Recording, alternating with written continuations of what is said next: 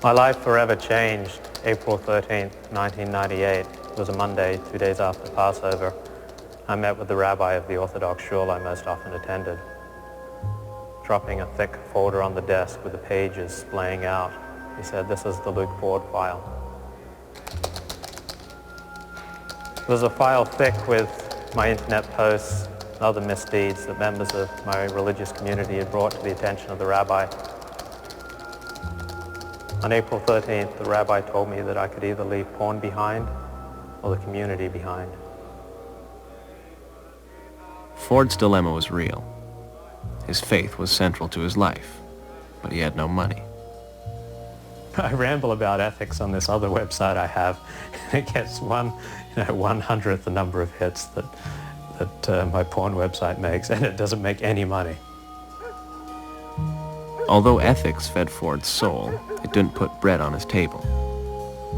Eventually, Ford chose porn and found himself a new rabbi.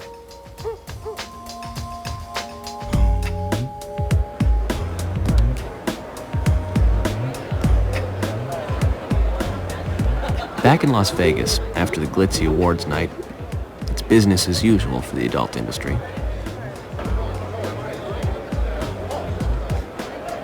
Luke Ford, as always, is threading his journalistic way through the enhanced hype.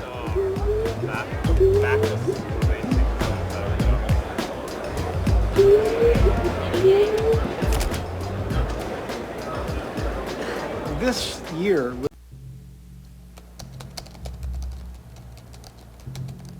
A short time after Luke Ford entered the business, he made a big mistake.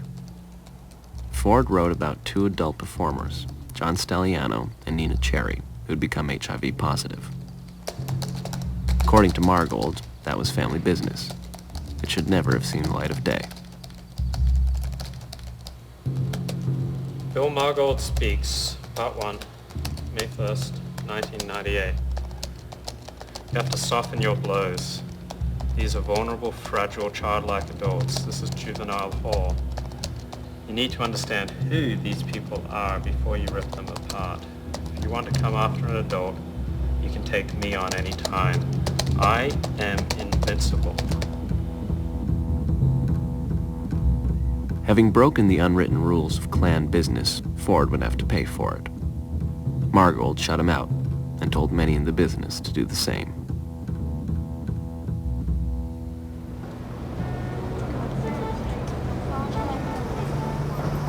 Ford was now an outcast in a world of outcasts. For a journalist requiring inside information, that was a serious blow. Basically coexisted in this community. But Ford, perhaps foolishly, didn't back off. Problems, relatively little. 6 months later, 5 porn stars in short succession become HIV positive. Ford is the first to break the news. He goes so far as to name patient zero as this man, Mark Wallace, seen here with Kimberly Jade. April 23rd, 1998. Veteran male porn star Mark Wallace has tested HIV positive. The news has been circulating around the industry for weeks, maybe even months. A couple of years ago, Mark was caught faking his HIV tests. He's had a reputation for using drugs, but was thought to have cleaned up his act of late. I had not worked. Yes, HIV positive. Confirmed. May 1st, 1998. Sharon Mitchell announced at the talent meeting earlier tonight that she has seen Mark's test results. They confirm that he is indeed HIV positive and likely to be the primary suspect in the recent chain of infections. It will be a proven fact that he has been forging his tests, and people say, well, if he was forging his tests because he knew he was positive, why else would you be forging your tests? And I mean, just... The mainstream media is most skittish to write about porn. Thursday night, the porn industry's powers gathered, along with some talent, about 100 persons in all. Free Speech Coalition Chair Jeffrey Douglas asked if there are any journalists in the room. No answer. Mr. Douglas asked that all journalists allow protecting adult welfare to break this news.